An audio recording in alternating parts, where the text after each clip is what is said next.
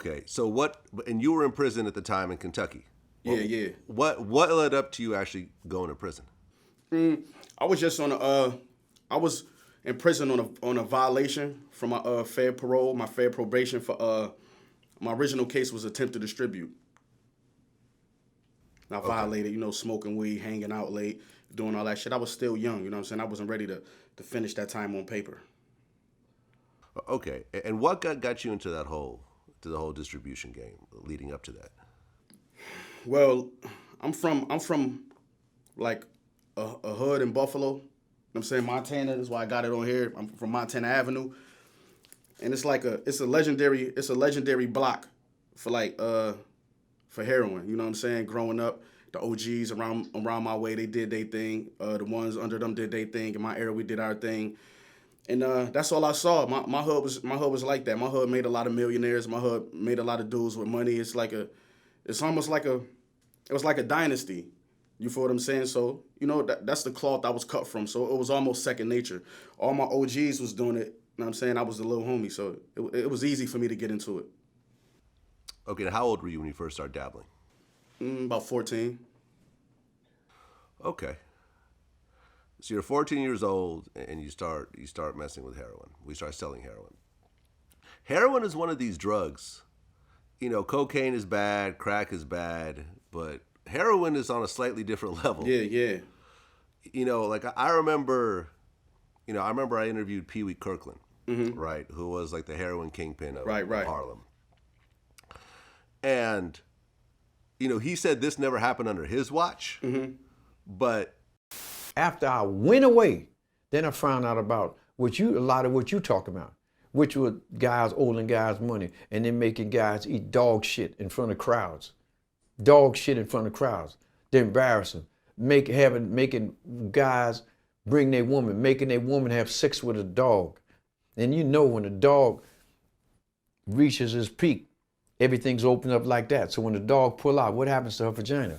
All them sick, disgusting things, and which was a major reality of me, because you talking about a game I'd give my life for, death before dishonor, because that's how I saw the game, and understood the game and loved the game, because there was no other game in terms of being successful. It was I'd have went to that game.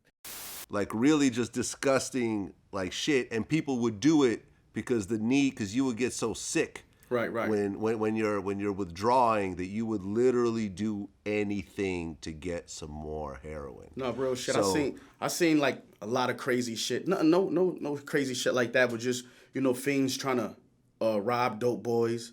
You know what I'm saying? Dope boys having to do shit to fiends for robbing them. You know what I'm saying? I seen a couple niggas almost get stabbed with dope needles. You feel what I'm saying? It's like my one block was like a strip, a block that's like a mile long, a neighborhood. Everything went on over there, so I seen it.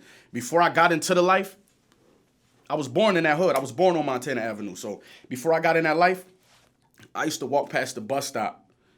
I used to walk past these dudes and go to the bus stop.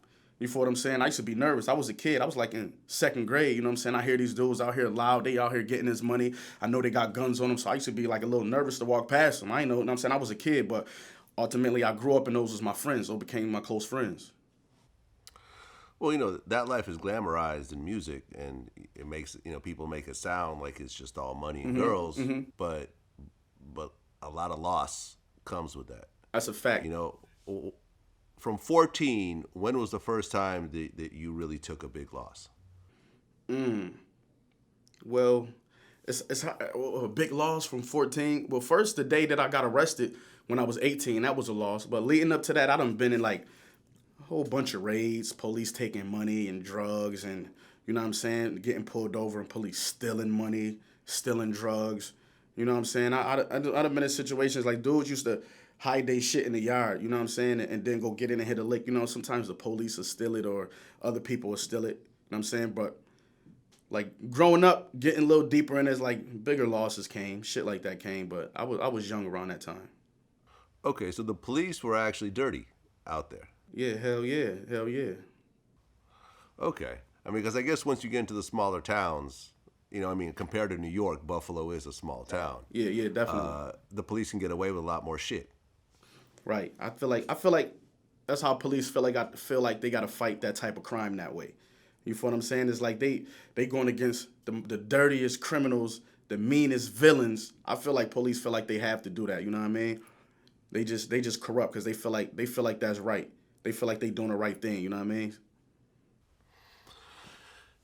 Yeah. I mean, I guess you could justify things how you No, can no, justify I'm not but- justifying it like that. No, I'm talking about them. About Oh yeah, them, they that's could how they justify do it. it. Yeah. But what they don't realize is that you got on a blue uniform for a reason. Like if that was the case, you would be on the other side with me. So I feel like a lot of times the shit that happened with police, they don't take the responsibility of wearing the uniform. You know what I mean?